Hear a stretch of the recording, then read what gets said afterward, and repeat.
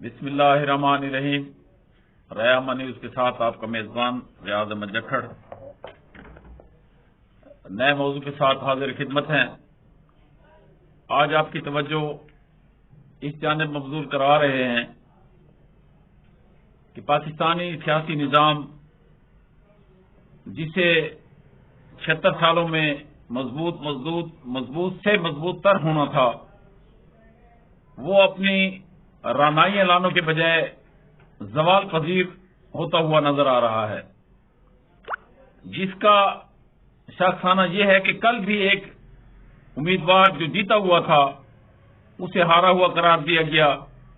ہماری مشینری اتنی زوال پذیر ہو چکی ہے جو آج تک فارم 45، 47، 49، 50 کے چکروں میں کھڑی ہوئی ہے اور یہ فیصلہ نہیں کر پا رہی کہ کون جیتا ہے اور کون ہارا ہے۔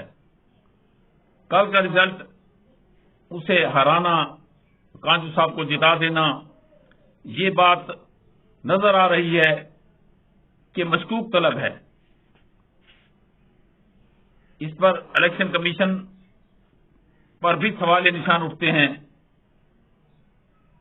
اور آگے چلیں تو سیاسی گراوٹ اس قدر ہے کہ منتخب ارکان بھی حلف اٹھا رہے ہیں اور غیر منتخب بھی بیٹھ کھڑے ہوئے حلف اٹھا رہے ہیں۔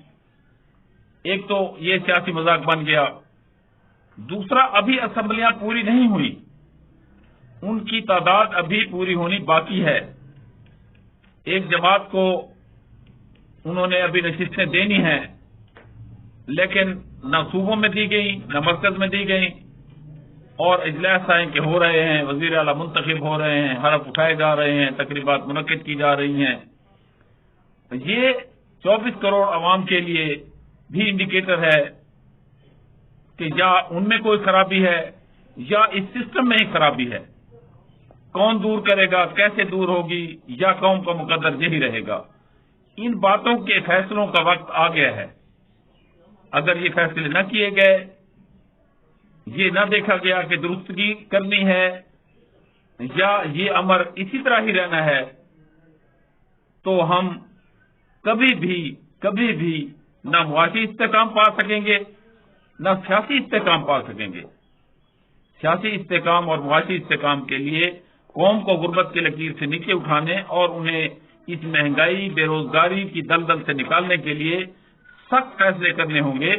ہمیں ان لوگوں کو سزا دینی ہوگی جنہوں نے 45 فارم میں اگر غلطی کی ہے، اگر دانستہ کی ہے، تو جو ٹریبونل بنائے گئے ہیں وہ یہ نہ ہو کہ 5 سال تک وہ آدمی اس دروازے پر کھڑا رہے اور اسے انصاف نہ ملے۔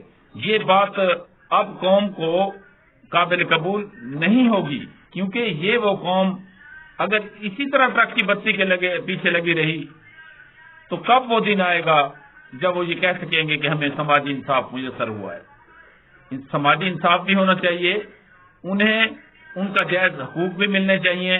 جب ایسا ہونا شروع ہوگا اور وہ سیاستدان جو ابن الوقت بن جاتے ہیں اور پھر پیچھے قوم کو چھوڑ دیتے ہیں، آج کسی کے ہاتھوں منتخب ہوئے اور پھر دوڑ کر کہیں چلے گئے، انہیں بھی سزا ملنی چاہیے۔ جب تک یہ سخت ترین فیصلے نہ کیے گئے ملک کے مفاد میں، تو ملک آگے نہیں بڑھ سکے گا۔ ملک کو آگے چلانے کے لیے ہمیں اب وقت آ گیا ہے کہ ایسے سخت فیصلے کرنے ہوں گے۔